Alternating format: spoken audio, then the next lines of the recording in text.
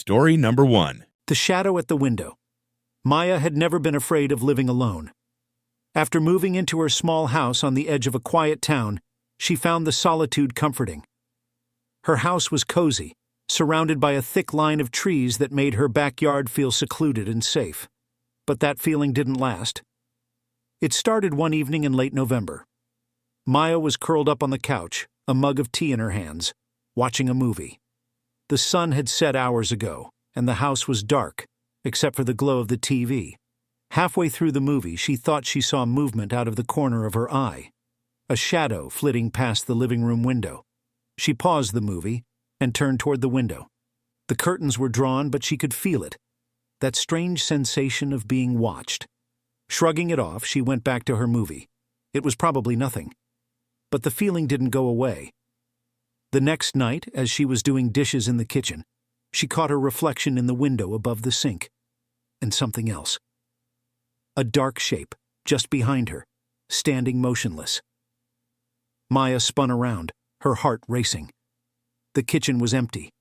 She checked the doors and windows to make sure they were locked, and told herself it was just her imagination. Living alone could make anyone a little paranoid, right? But when she went to bed that night, she couldn't shake the feeling that she wasn't alone. Things escalated the following week. Every night, just as she was about to fall asleep, Maya would hear faint tapping sounds at her bedroom window. It wasn't the kind of tapping that a branch or the wind might make. It was deliberate, like fingers. She never opened the curtains to check. She was too scared to look. One morning, after another restless night, Maya decided to inspect the backyard. The grass was covered in frost, and the air was bitterly cold. As she walked toward her bedroom window, her breath caught in her throat. There, just beneath the window, were footprints. They were large and barefoot, pressed deep into the frozen ground. They led away from the house and disappeared into the trees. Maya called the police, but they didn't take her seriously. Probably some kids playing a prank, the officer said, barely concealing his boredom. Let us know if anything else happens.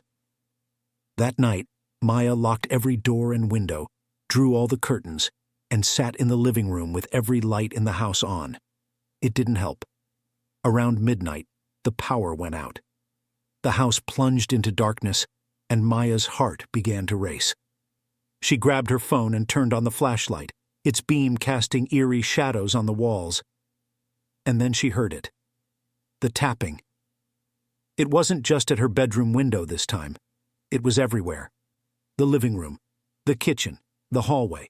Slow, deliberate taps, as if whoever, or whatever it was, knew she was listening. Maya backed into a corner, her phone trembling in her hand. She wanted to call someone, anyone. But the tapping grew louder, more insistent, drowning out every rational thought. And then it stopped. The silence was worse. For a moment, Maya thought it was over. Then her phone buzzed, startling her so badly she nearly dropped it. It was a text from an unknown number. "Why won't you look at me?" Her breath hitched and her flashlight beam wavered as she pointed it toward the living room window. The curtains were thin, and through them she could see the outline of a figure, tall, motionless, watching. With trembling hands, Maya typed back a reply. "Who are you?" A moment later, the response came. "I've always been here." Maya didn't sleep that night. She sat on the floor, clutching her phone, her flashlight trained on the window. By morning, the figure was gone and the power had come back on. She packed a bag and left the house that day, vowing never to return. Weeks later, when she returned with movers to retrieve the rest of her belongings, she noticed something she hadn't seen before. Carved into the wood of the window frame, faint but unmistakable, were the words, "Don't leave me." Maya sold the house and moved to the city, but sometimes late at night she still feels it, that oppressive weight like someone's watching her. And every now and then, she gets another text from that same unknown number.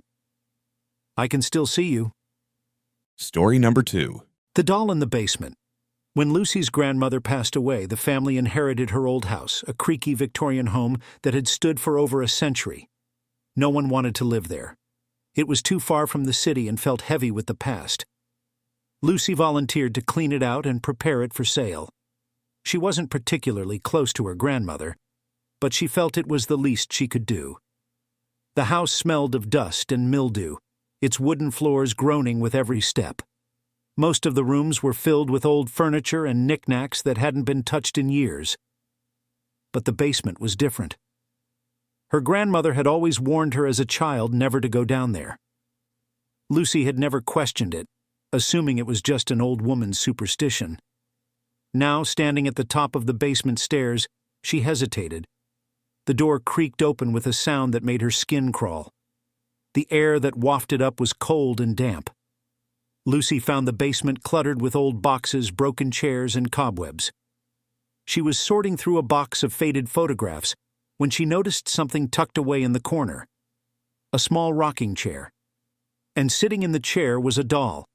It was porcelain with delicate features and glassy blue eyes that seemed to stare straight at her. Its dress was yellowed with age, and its golden curls were dusty and matted. Lucy shivered. She hated dolls. They'd always unsettled her, but this one was particularly eerie. She couldn't explain why, but she felt like it was watching her. "Creepy little thing," she muttered, turning her back on it. As she moved to the other side of the basement, she thought she heard something, a faint creak like wood shifting under weight. She glanced over her shoulder. The rocking chair was moving. Lucy laughed nervously, trying to convince herself it was just the drafty basement air. She marched over to the chair and stopped it with her hand. "Stay still," she said, as if scolding the doll. But as she turned to leave, she felt a sudden chill crawl up her spine. The doll's head had turned. Its glassy eyes were now looking directly at her. Lucy froze, her heart pounding in her chest. Slowly she backed away, her hands trembling. "Just a trick of the light," she whispered to herself. She left the basement in a hurry, slamming the door shut behind her. That night, Lucy stayed in one of the upstairs bedrooms, too exhausted to drive home. She told herself she'd finish sorting through the house in the morning. She fell asleep quickly, but woke up in the middle of the night to a strange sound. A soft creak. The sound of something rocking. Her stomach turned to ice. The noise was coming from downstairs. She tried to convince herself it was her imagination, but the sound grew louder, more deliberate. And then she heard footsteps, slow, heavy footsteps coming up the stairs. Lucy grabbed her phone and turned on the flashlight, aiming it at the door. Her breath came in shallow gasps as the footsteps stopped just outside her room. The silence was unbearable. And then the doorknob began to turn. She screamed, pressing herself against the far wall, but the door didn't open. Instead, she heard a soft, childlike giggle from the other side. Terrified, Lucy waited until dawn, clutching her phone like a lifeline. When the first light of day crept through the windows, she finally mustered the courage to open the door. The hallway was empty, but at the top of the stairs, sitting perfectly upright, was the doll. Its porcelain face was cracked, and its once delicate smile had twisted into something that looked almost malicious. Lucy didn't waste another second. She grabbed her keys and fled the house, leaving everything behind. Later that day, she called a junk removal service and asked them to clear out the basement and remove anything strange they found. When the workers arrived, they found the doll sitting in the rocking chair. One of them, laughing at how creepy it looked, picked it up to toss it in the trash. As he held it, he swore he felt it move. That night, Lucy got a call from the removal service. "Hey, we, left that doll outside with the garbage," the man said nervously. "But when we came back this morning, it was gone." Lucy never went back to her grandmother's house. It was sold to a family a few months later. But sometimes, late at night, she dreams of that doll. She sees it sitting in the rocking chair, its blue eyes glinting in the dark. And when she wakes up, she swears she can hear the faint sound of wood creaking, like something rocking back and forth just outside her door. Story number 3. The Watcher in the Woods. When James and his wife Clara moved into their new home on the edge of the woods, they were eager to embrace the quiet country life. The house was perfect, spacious, with large windows that looked out onto the dense forest behind them. The realtor had casually mentioned that the previous owner moved out abruptly, but didn't go into detail. James didn't care. The price was a steal, and the house was in great condition. The first few weeks were peaceful. They spent their evenings on the back deck listening to the sounds of nature. But soon Clara began to notice strange things. At first, it was subtle. The feeling of being watched when she stood by the kitchen sink, which faced a window overlooking the woods. Then she started seeing something. A figure. It was always just at the edge of her vision, standing between the trees. At first, she thought it was a trick of the light or her imagination. But one evening, as she was washing dishes, she saw it clearly. A tall figure dressed in dark, ragged clothing, standing completely still among the trees. "James," she called, her voice shaking. When he joined her at the window, the figure was gone.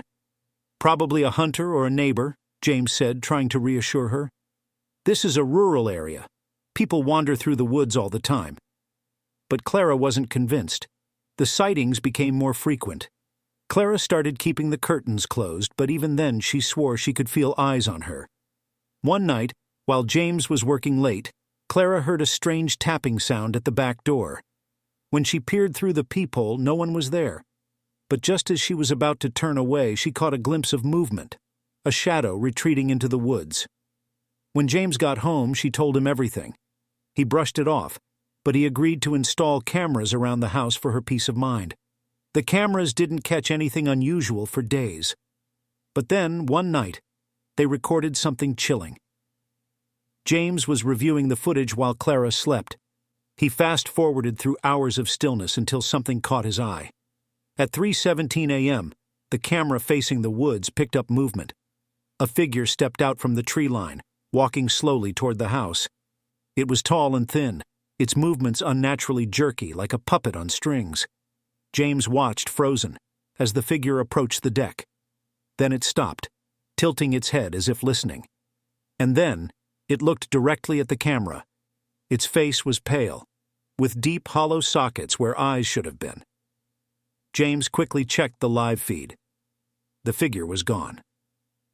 The next morning, James didn't tell Clara what he had seen. He didn't want to scare her. But he did call the police. When the officers arrived, they searched the woods but found no trace of anyone. They chalked it up to trespassers and left. That night, Clara woke James up, her voice trembling. "Someone's outside," she whispered. James grabbed a flashlight and went to the back door. The deck was empty, but something caught his attention on the glass. A handprint. It was large, far too large to be human, and smeared with dirt. The next few nights were restless. James and Clara kept all the lights on and barely slept, but the figure didn't appear again. Until a week later. It was just after midnight, and James was working in his home office. Clara had gone to bed hours ago.